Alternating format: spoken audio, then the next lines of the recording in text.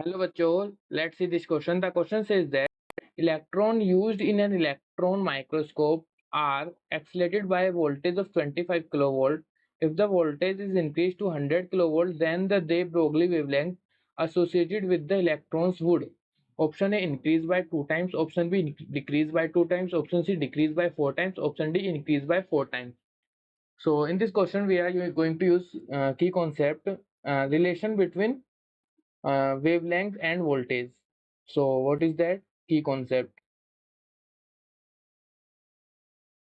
Relation between wavelength and the voltage. So वो क्या होता है हमारे पास, वो होता है lambda is equal to h upon under root of 2m QV.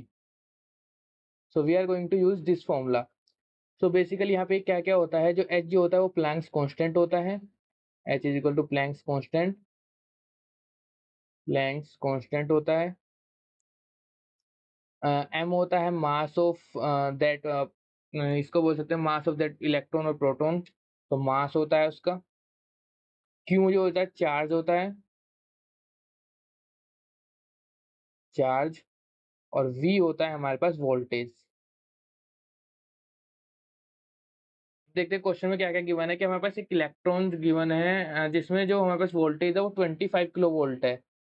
If the voltage अगर इंक्रीज कर दी जाती है तो वेवलेंथ एसोसिएटेड पे क्या होगा. तो let's see they if we say that when lambda 1 is equal to lambda, okay, तो जो V1 है वो कितना है हमारे पास 25 किलो वोल्ट गिवन है. अगर इसको ऐसा यूनिट में चेंज करें तो 25,000 वोल्ट्स. उसके बाद बोला है हमसे कि अगर वोल्टेज को 100 किलो वोल्ट कर दिया जाए, अगर V2 कर दिया जाए कितना 100 kilo volt, means 100 into 1000 volts, अगर इतना कर दिया जाए तो क्या हो, देन द दे ब्रोगली कितना वेवलेंथ कितना हो जाएगा ये बताना है.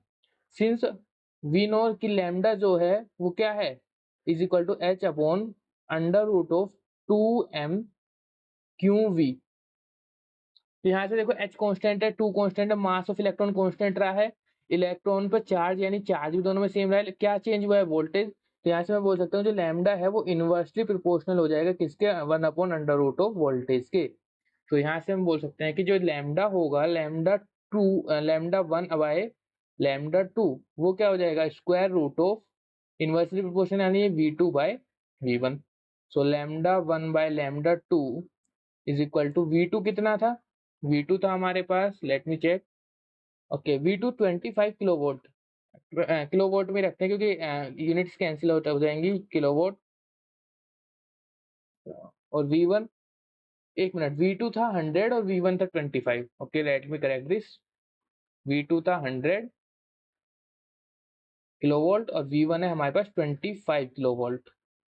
तो ये किलोवोल्ट से किलोवोल्ट कैंसिल, 25 से जाएगा 4 टाइम्स, हो जाएगा लैम्डा 1 की जगह पर लैम्डा, और lambda 2 is equal to square root of 4 which is 2. So यहाँ से बोल सकता हूँ जो लैम्डा 2 है वो क्या हो जाएगा लैम्डा/2, यानी कि जो वेवलेंथ है वो क्या हो गई है, हाफ हो गई है. तो the final answer is wavelength will be half, which is option number B, decrease by 2 times, यानी 2 टाइम्स वो क्या हो जाएगा, डिक्रीज हो जाएगा. Hope you understood well, best of luck.